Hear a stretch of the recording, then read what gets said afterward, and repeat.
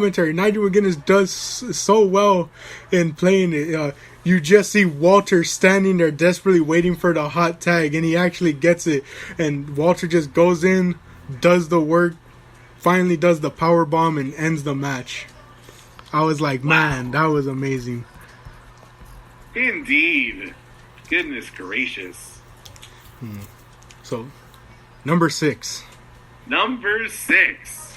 Mine is the triple threat match for the NXT Women's Championship. Ooh. When Io Shirai beat Rhea Ripley and Charlotte Flair at NXT TakeOver in Your House in June. Does that match appear anywhere on your list, sir? That's actually my number 5. So one above where you put it. It did break top 5 for me. But, Neat. so, what'd you think about it? Oh, that was, I think a match where there was a couple of things happening at once. We had Charlotte with the title, and we all wanted her to not have the title. You had Rhea, who's had the title, who could potentially walk away from the night with it, and we'd have been happy. But I think what you and I were both striving for was a brand new champion of the division in Io Shirai, the genius of the sky, jumping off the roof of that makeshift house, right? Yes, that spot of her jumping off the roof was so good. I when I was talking about this match, I put it's one of the greatest women matches of the year. That's tough for me to say as Charlotte Flair is in the match, but I digress, I gave Damian Priest the boot. He ain't gonna be on my list, and Charlotte Flair is so good, I can't ignore the fact how good she is when I put her on here. And so I definitely was excited for Io that night, and it resonated with me looking back at the year as definitely a high point of my wrestling watching, routine. Yeah, and I will say, out of all the matches on my list, I think this was generally one of my favorite victories of the year. Seeing Io winning, I still wish Charlotte took the pin, but still, it was one of my favorite victories. I just remember watching it, being anxious the whole time because I was like, "Come on, please get Charlotte out of NXT, give me Io as NXT Women's Champion." And the moment she won, I was so happy, and I was so glad that they gave her that huge celebration with the confetti, celebrating with the belt. Really made it feel greater than it was. But agreed. So that's your number 6. That was my number 5. My number 6 was McIntyre versus Rollins at Money in the Bank. Wow. Now, this made my list because I just think it was a really good blend of old school wrestling and modern wrestling, It had a fast pace, but at the same time, both men took their time in the ring to tell a story while also putting on a really good match, Yeah. There was big spots, but there was still, submissions and, Rollins trying to target McIntyre's legs throughout the entire point of the match, And, Drew, he barely won the title, but there was still anticipation going into the match of who's going to walk out, Yes. And, but I really loved that it had a definitive ending. A lot of times we see a match where they do too much and the ending falls flat or they end it too awkwardly, Yes. But the one thing I've loved, and it's the one thing I've loved about Drew's reign this entire time, is that it has a definitive ending. And, once he hit that Claymore, you knew that was the end. And I would have put it higher on the list. Whenever I was coming up with, whenever I was thinking about what my top 10 matches of 2020 were, I always envisioned this one being at least top 5. But the next matches, as I mentioned, Io Shirai, that one, obviously, the Io Shirai versus Rhea Ripley versus Charlotte beats it. But essentially, the next 5 matches, had I not watched 4 of the matches, it would have been higher. And had I not rewatched 2 of the matches, it would have been higher. But wow, so what a real nail biter of a list there, Jack. Goodness gracious. But I was pleasantly surprised to hear about it. It was an early defense, but one that really solidified Drew's position at the top, beating a former multi-time champion, Seth Rollins. Yeah. Alrighty. Alright, so we know my number 5. What was your number 5?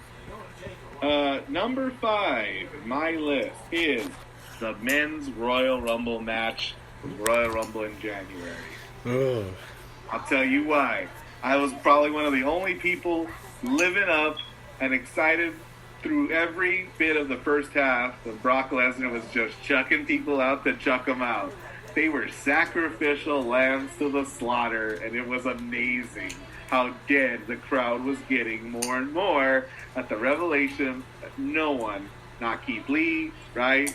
Not Shelton Benjamin, not, who else was like an early one? Braun Strowman.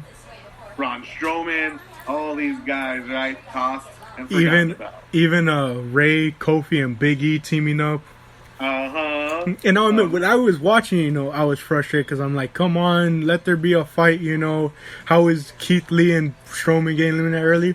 But I'm telling you now, looking back on it, as I mentioned, I didn't know if I can include on the list. It might be on my top 10 if I can include it somewhere, find a place to replace it. But I would definitely say, looking back on it, I'm glad it happened because nothing was greater than, I think he was number 16 hitting, and Drew's music hitting, and the crowd not only going crazy when he came out, but then Ricochet, low-blowing Lesnar, and then McIntyre just claymoring him out of the Rumble to the hugest pop of the night, essentially. And it was so calculated, right? The Claymore, and Lesnar having to project himself out of the ring, right? It could have looked awful, but it didn't. It looked incredible. And when Drew's music hits, right? It's so heavy. And when he came out with that leather, cape thing, he looked at Lesnar like he had killed his dog. You know what I mean? Like he was out for revenge for something Lesnar never did. Yeah. Yes, he did do something. He embarrassed half the men's division. So Drew came out with ill intent in his heart and won that match, right? Everything afterwards, there's a ton to appreciate. Edge's return, that real threat that Roman was going to win, but Drew winning hit me so right. I put it on my list, and it's right in the middle. Yeah, and honestly, if we're saying top 10 moments of the year, Edge's return. Edge's return and Drew's win are up there. I will still never forget. We kind of have shelves that divide our living room. Yes. So my dad was on the other side. Me and my brother were watching on the TV on our side. And when all of us heard, "You think you know me," even my dad had to get up and come look and be like, "Are you serious?" Yeah. Oh, that was so good. Well, we've heard your number 5. And, taking a look retrospect to the first half of our list, a lot of, I think, did you commit, sir, to, as often as you can to, putting one person in at a time, or having one match represent one person, or do you have some repeat offenders? So I do have a repeat offender later on in the list in Walter. Got it. Oh, interesting.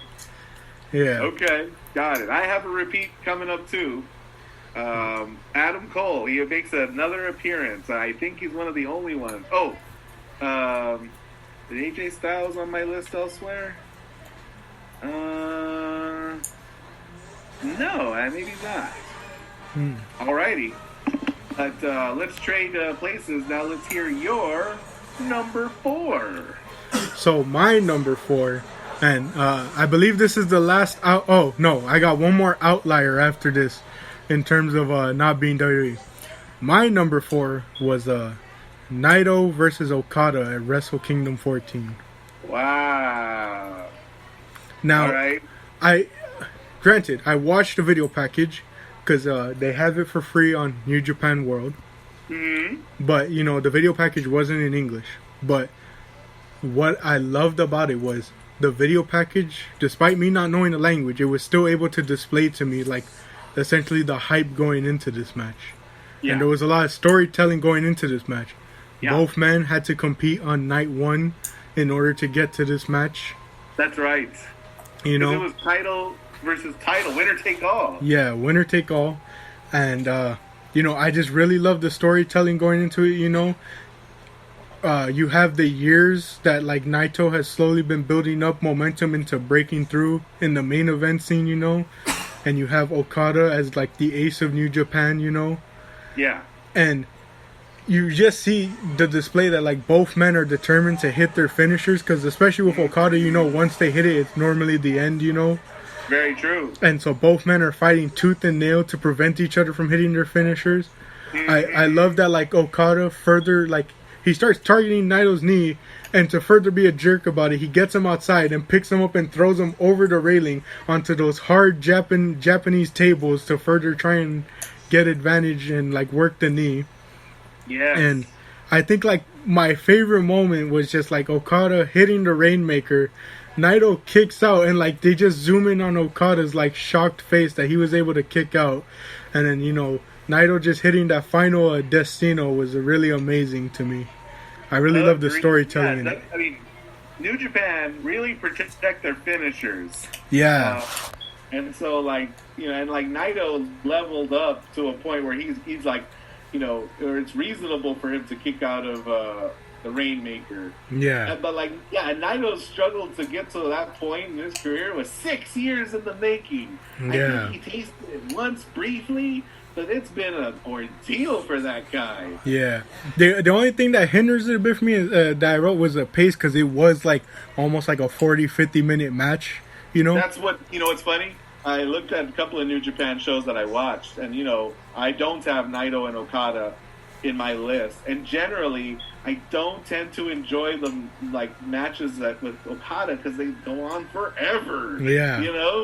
Oh, it's so long. There's a bunch of other matches that'll happen on the night I'll think were far superior. Those are just like, oh man. Yeah. I have to finish this tomorrow. Yeah, that was the only thing that I said hindered it for me. I still liked it a lot in terms of the other matches, but comparing it to my top three, the pace of it kind of hindered it for me. Got it. I like your want to rationalize its place on the list. Yeah. But so you're number 4. Here we go. My number 4 is the Boneyard match from night 1 of WrestleMania, where The Undertaker beat AJ Styles. I think it lived up to our expectations. The Undertaker never looked better in his limited capacity, Yeah. And I cannot say it enough. I cannot get enough of The Undertaker that calls grown men boys, You want some of this, boy? Or come over here, boy, I ain't done with you yet. And it's so good. It's so good. The flash of magic where he appears behind AJ Styles has become a meme. Yeah. Luke Gallows and Carl Anderson's farewell to the WWE. It's low. It ain't the top 3. Because I think it meant more for the I put it above the Men's Royal Rumble. Because I think it meant more for The Undertaker than the Royal Rumble did for Drew. Yeah. As far as a moment. Riding off into the darkness with his motorcycle to Metallica. God, there's so much to it that was so good. I hope it's The Undertaker's final match and he doesn't come back to try to do anything again. Number 4. Yeah. All right. So, number 3. My number 3 was Mayu Iwatana versus Utami from Stardom. Wow. Now, it's a women's match, and I've said it once and I'll say it again. In my opinion, Japan just knows how to do wrestling. And going into the match, there was just so much that I just generally loved about this match. It was so amazing. I think I wrote so much about this match in comparison to all my other matches. Which, based on how much I wrote and all that I talked about it, you would think it would be my number 1, but the other 2 matches are just too good for me. But so, right. I just loved it. Mayu was walking in having held the title for 377 days. Utami was walking in as a young rookie, but a lot of fans kind of knew she would be positioned as one of the next aces for Stardom, but they just didn't know when her time would be. And the one thing I love that I tell my dad about all the time that I think a lot of other companies lack with their women's division is when the way they present themselves, their entrances, their costumes for their characters, everything just goes into making this match seem like this great match, and they did really well. They were striking really hard, especially when they were going at each other's heads. They had a good fast pace to it, Some of my favorite spots were that like Mayu hits a tombstone to Tommy on the ring apron, and then does like a suicide dive out onto her. Yeah. And